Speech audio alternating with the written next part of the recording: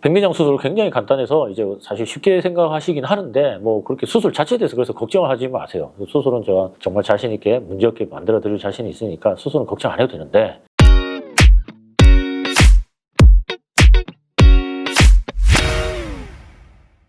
안녕하세요.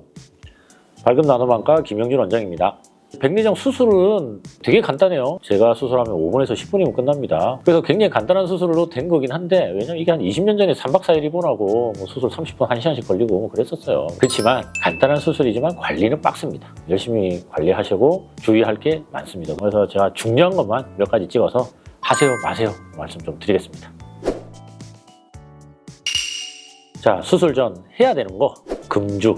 술 드시면 안 됩니다. 이거 첫 번째고요. 그 다음에 당뇨약, 혈압약, 특히 혈전용해제, 이거 중요합니다. 혈전용해제 관련 약들을 수술한다고 일주일씩 끊고 오시는 분들이 있어요. 모든 수술은 당연히 혈전용해제를 끊는 게 맞는데, 또 백내장 수술도 대부분의 의사들이 끊고 오라고 하긴 합니다. 근데 이게요, 제가 수술하면 피 안 내거든요. 드세요. 그냥 드시는 게 낫습니다. 괜히 안 드셨다 혈전 생겨서 문제 생기는 게 더 위험합니다. 특히 혈압약, 당뇨약은 꼭 드셔야 돼요. 당뇨가 조절 안 되면 우리 상처 치유가 잘 안 되고 회복이 좀 느립니다. 혈압이 조절 안 되면 수술하다가 뇌혈관이나 아니면 눈 속의 혈관이 터질 수가 있어요. 혈압약은 꼭 드셔야 됩니다. 그래서 혈전 용해제도 차라리 드시고 오는 게 낫고, 혈압이 높은 게 더 위험하다고 생각합니다. 약을 드셔라. 이걸 꼭 해야 됩니다. 수술을 하는 날 운전하지 마세요. 수술하고 오시면요, 그냥 수술하고 바로 잘 보이고 가시는 게 아니라 그래도 한쪽 눈 가리고 갑니다. 뭐 저희가 안 가리고 보내드리기도 하는데 그래도 좀 뿌옇게 보입니다. 한 일주일까지도 뿌옇게는 보입니다. 그래서 운전은 하지 말고 보호자분이 그래도 동반해 주시는 게 좋은 게,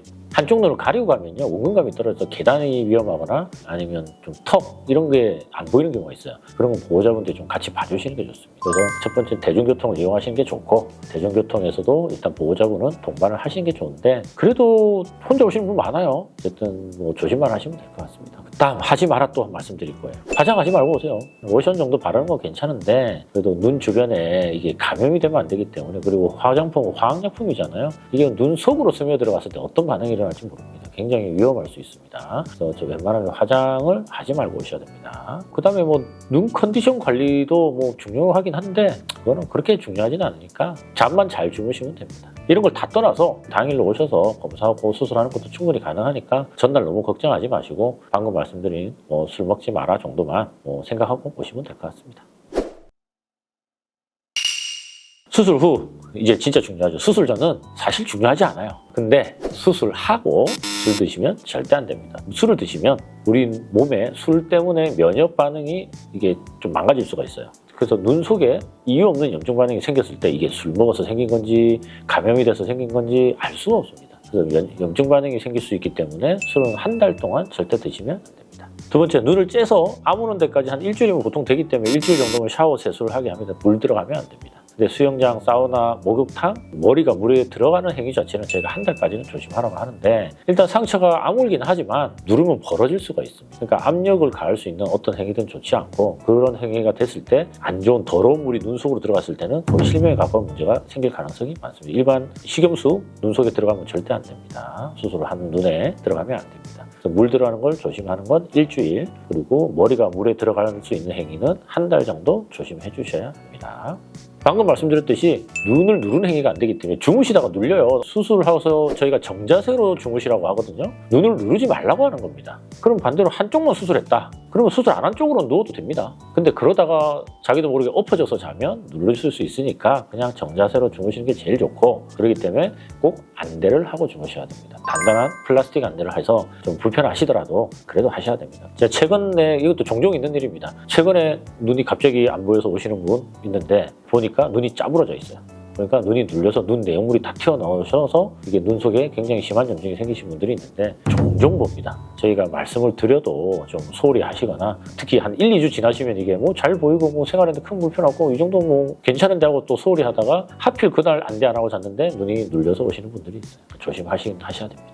그리고 운동, 격한 운동. 눈 속에 렌즈가 완전히 고정되는 게 한 달 정도 걸리기 때문에 격한 운동은 한 달 동안 조심하라고 합니다. 물론 다칠 수도 있는 부분도 있고 그다음에 우리가 눈을 초점 맞추는 거에 적응하는 데 시간도 걸리기 때문에 한 달 정도는 격렬한 운동은 하시면 안 됩니다. 근데 가벼운 운동은 뭐 하셔도 돼요. 뭐 가벼운 걷기나 뭐 가벼운 등산 정도 뭐 이런 걸 하셔도 되는데 테니스, 탁구, 배드민턴 이런 거는 한 달 정도는 조심해 주시면 됩니다. 마찬가지 수영은 물 들어가는 운동은 한 달 절대 안 됩니다.